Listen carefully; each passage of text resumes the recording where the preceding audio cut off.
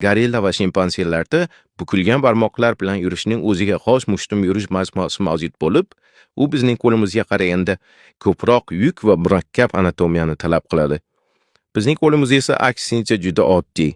Agar siz alohida suyakni, masalan, embrion suyagini olsangiz, odamning suyagini shimpanze suyagidan ajratish qiyin, ayniqsa toshga aylangan qolliqlarda. Ba'zi jihatlarda bizning skeletimiz hatto ibtidoiyroq hisoblanadi. Masalan, bizda dumvoz umurtqasi 4 ta, shimpanze yoki orangutanda esa 3 ta. Ya'ni biz ularga qaraganda dumliroqmiz va aytish mumkinki, orqada qolganmiz. Bizning dumsizligimiz progressiv xususiyat emas, balki ibtidoiy xususiyatdir. Evolyutsiyaning ba'zi nozik jihatlari hali ham tasdiqlanmoqda. Masalan, 2021-yilda dum yo'qolishining genetikasi haqida ma'lumot e'lon qilindi. Ilgari dum asta-sekin yo'qoladi deb hisoblangan. Dastlab katta muvozanatlagich bo'lgan, keyin qisqargan. Ammo bu faqat dumning bunday yo'qolishiga olib kelgan bir nechta mutatsiyalar bilan bog'liqligi ko'rsatilgan. Agar mutatsiya zararli bo'lmasa yoki hatto foydali bo'lsa, evolyutsiya juda tez sodir bo'lishi mumkin.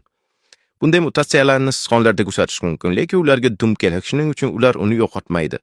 Odam va shimpanzening jini yo'q, xuddi barcha odamsmonlarda bo'lgani kabi. Hatto martishkalar va keng burunli maymunlardagi kam uchraydigan hollarda ham bu darajada emas. Teridagi soch piyoschalar soni bo'yicha odam va shimpanze deyarli bir xil.